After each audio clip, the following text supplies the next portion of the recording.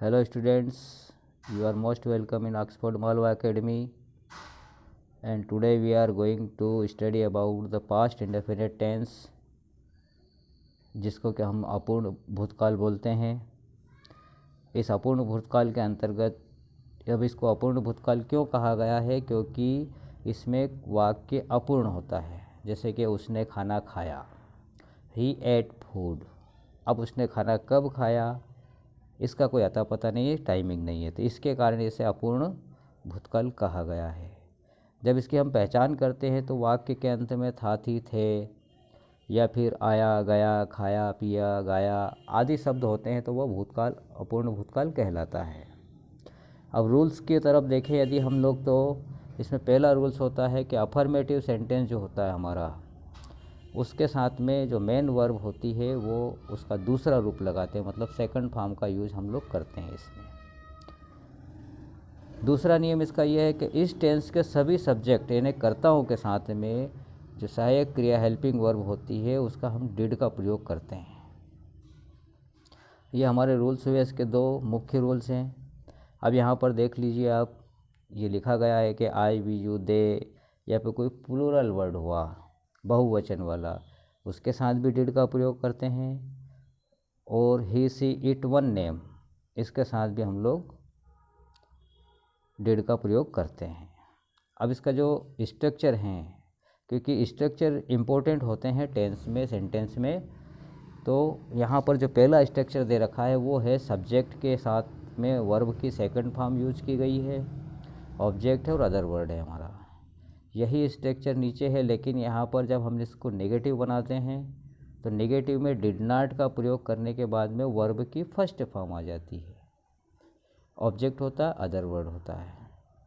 Third जो हमारा sentence है वो यह है कि जब वाक्य हमारा, सेंटेंस हमारा जो है क्या से शुरू होता है, कि क्या उसने पानी पिया, क्या उसने खाना खाया था, क्या वह बाज़ार गया था। इस प्रकार से क्या शब्द यदि वाक्य के स्टार्टिंग में आता है तो हम लोग क्या करते हैं, हेल्पिंग वर्ब को पहले इसमें इस्तेमाल कर लेते हैं, डिड लगा देते हैं, उसके बाद में सब्जेक्ट को ले आते हैं, फिर वर्ब की फर्स्ट फॉर्म होती है, ऑब्जेक्ट होता है और अदर वर्ड होता है। बाकी वैसे का वैसे ही स्ट्रक्चर होता है, खाली इसमें डिड हम पहले ले आएंगे, सब्जेक्ट को बाद में कर देंगे।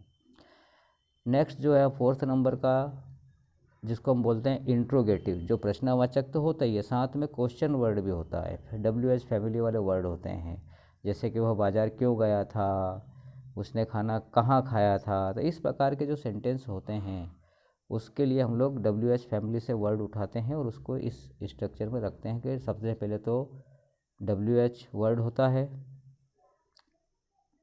जिसको हम क्वेश्चन वर्ड बोलते हैं, उसके बाद डिड लगाते हैं, सब्जेक्ट लिखते हैं, वर्ब की फर्स्ट फॉर्म होती है, ऑब्जेक्ट होता है और अदर वर्ड होता है। बाकी स्ट्रक्चर वैसा का वैसे ही रहता है हमारा। पाँचवें नंबर का जो हमारा सेंटेंस है वो है जब, जिसको हम बोलते हैं इंट्रोगेटिव नेगेटिव, जो इंट्रोगेटिव भी होता है और नेगेटिव भी होता है। अब इसमें भी ऐसा होता है कि जब वाक्य क्या से शुरू होता है और नहीं पे रुक जाता है वो। अब जैसे कि क्या उसने खाना नहीं खाया था, वो उसने पानी नहीं पिया था, क्या उसने 12th एग्ज़ाम नहीं दी थी। तो इस प्रकार के जो सेंटेंस जो होते हैं वो इंट्रोगेटिव नेगेटिव के अंतर्गत हम लोग इसको लेते हैं। अब इसमें सबसे पहले डिड होता है, सब्जेक्ट होता है और जस्ट उसके बाद में नॉट का यूज कर लेते हैं हम लोग, और वर्ब की फर्स्ट फॉर्म होती है, ऑब्जेक्ट होते हैं और अदर वर्ड होता है। लास्ट वाला जो होता है वो भी interrogative negative with question word होता है, जिसमें क्वेश्चन वर्ड के साथ में नकारात्मकता आती है। जैसे कि क्वेश्चन, वह बाज़ार क्यों नहीं गया था, उसने खाना कैसे नहीं खाया था। इस प्रकार से वह कहाँ नहीं था, ऐसे वर्ड जो होते हैं वो कहाँ नहीं, कब नहीं, क्यों नहीं, ऐसे जो वर्ड्स होते हैं, मतलब सेंटेंसेस होते हैं, तो उनमें हम लोग इस स्ट्रक्चर का यूज करते हैं, जिसका क्वेश्चन वर्ड, इसके बाद डिड लगा देते हैं, फिर सब्जेक्ट लगा देते हैं, नॉट लगा देते हैं, वर्ब की फर्स्ट फॉर्म होती है, ऑब्जेक्ट होता है, अदर वर्ड होता है। अब चलो हम इसके एग्जाम्पल देख लेते हैं।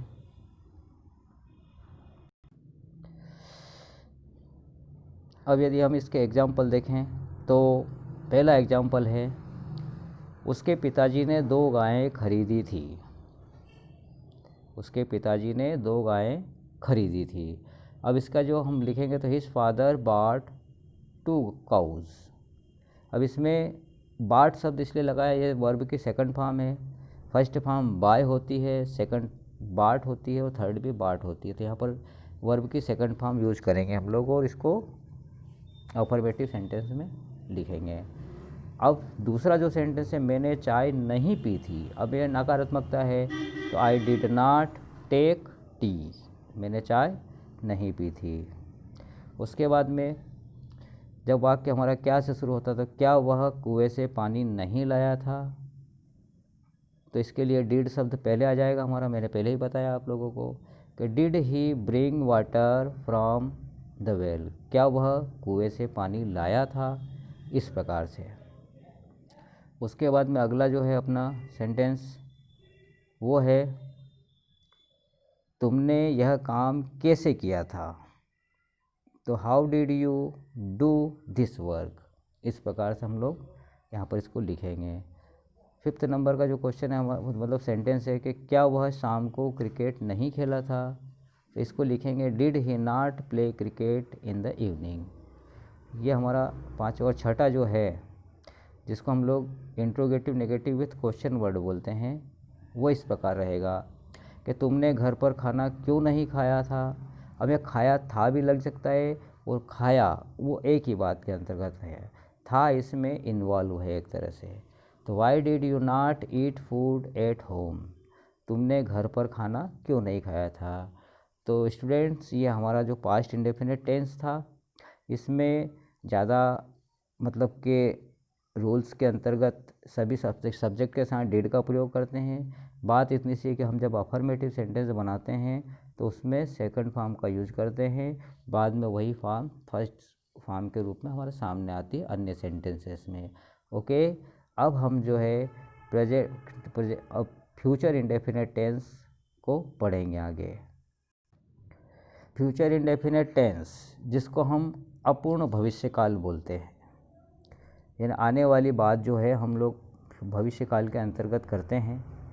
जैसे कि मैं स्कूल जाऊंगा, मैं खाना खाऊंगा, मैं चाय पीऊंगा। इस प्रकार के जो सेंटेंसेस हैं वो फ्यूचर इंडेफिनिट टेंस के अंतर्गत हम इसको लेते हैं, जिसको हम हिंदी में अपूर्ण भविष्यकाल बोलते हैं। अब इसके पहचान जो होती है वो किस प्रकार होती है, वो देख लेते हैं हम लोग। कि इस टेंस के वाक्य के अंत में, जैसे कि गाएगा, खाएगा, उसके बाद में लिखेगी, लिखेंगे, इस प्रकार के वर्ड्स होते हैं। आखिरी में गा शब्द जरूर होता है इसमें, है ना। अब रूल्स को हम लोग यदि देखें तो इस टेंस के वाक्य में मुख्य क्रिया जो होती है, मेन वर्ब जो होती है, उसका पहला रूप लगाते हैं, फर्स्ट फॉर्म यूज करते हैं हम लोग। पहला नियम है। और दूसरा नियम इसका क्या है कि इस टेंस के वाक्य में हम लोग सहायक क्रिया जो है, जिसको हम हेल्पिंग वर्ब बोलते हैं, वो आई और वी के साथ, 2 वर्ड हमारे ऐसे हैं जिनके साथ में हम लोग शैल का प्रयोग करते हैं। और अन्य सभी कर्ता, जैसे सब्जेक्ट जिसको हम बोलते हैं, उनके साथ में हम लोग विल का प्रयोग करते हैं। अब इसके स्ट्रक्चर को यदि देखें तो सेम स्ट्रक्चर है, खाली हम लोगों ने क्या किया है, इसमें हेल्पिंग वर्ब का यूज किया है। इसमें सब्जेक्ट है, इसके साथ में विल सेल है, दोनों में से जो भी लगता है उसको लगाते हैं। वर्ब की फर्स्ट फॉर्म है, ऑब्जेक्ट है, अदर वर्ड है। इसके बाद में जो नेगेटिव सेंटेंस है हमारा, वो इस प्रकार है कि विल सेल के बाद में नॉट का यूज कर लेते हैं। सब्जेक्ट जो है हमारा वहीं रहता है, सिर्फ विल सेल के बाद में नॉट यूज हो जाता है। इसके बाद में अदर वर्ड होता है, ऑब्जेक्ट होता है, अदर वर्ड होता है। विल सेल, सब्जेक्ट, वर्ब की फर्स्ट फॉर्म, ऑब्जेक्ट और अदर वर्ड, ये जो होता है क्या होता है, इंट्रोगेटिव सेंटेंस होता है। और इंट्रोगेटिव विथ क्वेश्चन वर्ड में question word, will shall, subject, verb की फर्स्ट फॉर्म, ऑब्जेक्ट और अदर वर्ड ये इसके अंतर्गत आ जाते हैं। उसके बाद में will shall, subject, not, verb की फर्स्ट फॉर्म, ऑब्जेक्ट और अदर वर्ड ये जो है क्या नहीं से संबंधित है कि क्या वह पानी नहीं पिएगा, क्या वह खाना नहीं खाएगा, इस प्रकार से। इसके बाद में अगला आता है अपना क्वेश्चन वर्ड वाला, जो कि इंट्रोगेटिव है ही सही, साथ में निगेटिव भी है। तो इसमें यहाँ पर इसमें जो है हम लोग WH फैमिली वाले शब्द का यूज करते हैं, क्वेश्चन वर्ड होता है। इसके बाद में अपने विल शेल का प्रयोग करते हैं, सब्जेक्ट का करते हैं, नॉट का करते हैं और वर्ब की फर्स्ट फॉर्म होती है, ऑब्जेक्ट होता है, अदर वर्ड होता है। आओ चलो हम इसके अब एग्जाम्पल देखते हैं। स्टूडेंट्स, जैसा कि मैंने बताया आप लोगों को कि आई और वी के साथ शेल लगाते हैं, बाकी you, they, he, she, it, one, name इनके साथ में विल यूज कर लेते हैं। तो पहला इसमें एग्जाम्पल रहेगा अपना, रवि कल इंदौर जाएगा। रवि कल इंदौर जाएगा। मैं खाना नहीं खाऊंगा, क्या तुम अंग्रेजी बोलोगे। तो इस प्रकार से यहाँ पर शब्द में जाएगा, खाऊंगा ये वर्ड आए हैं। तो हमारा स्वाभाविक है कि ये फ्यूचर इंडेफिनिट टेंस है।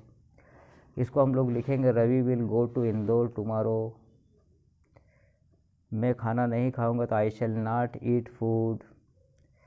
क्या तुम अंग्रेजी बोलोगे, तो इसका हो जाएगा विल यू स्पीक इंग्लिश, है ना। इसमें हेल्पिंग वर्ब पहले ले लेते हैं, उसके बाद में सब्जेक्ट होता है, ऑब्जेक्ट होता है, मतलब सब्जेक्ट के बाद में वर्ब होती है और ऑब्जेक्ट होता है। उसके बाद में जो चौथे नंबर का है वह एक गीत गाएगा। तो when will he sing a song, कब गाएगा, सॉरी वह एक गीत कब गाएगा। तो यहाँ पर will he when will he sing a song, वह गीत कब गाएगा। उसके बाद पाँचवें नंबर का जो है सेंटेंस हमारा वो है, क्या वे बाज़ार नहीं जाएंगे। तो will they not go to market. और लास्ट में आ जाता है अपना, वह बाज़ार से क्यों नहीं आवेगा। वह क्यों नहीं आवेगा, सिर्फ इतना है, सॉरी है। तो why will he not come. तो इस प्रकार से यहाँ पर हमारा फ्यूचर इंडेफिनिट टेंस हुआ। ये आपके प्रेजेंट इंडेफिनिट, पास्ट इंडेफिनिट और फ्यूचर इंडेफिनिट टेंस सरल हैं, इनको आसानी से हम लोग कर सकते हैं। ओके, अब अगले वीडियो में हम लोग इनके एक्टिव वाइज पैसिव वाइज को समझेंगे, है ना, कि प्रेजेंट इंडेफिनिट का एक्टिव वाइज क्या होता है, पैसिव वाइज क्या होता है। अभी हमने जो समझा है वो एक्टिव वाइज है, और अब अगला जो समझेंगे वो इसका पैसिव वाइज रहेगा, इन तीनों टेंसेस का। Okay, best of luck, have a nice day.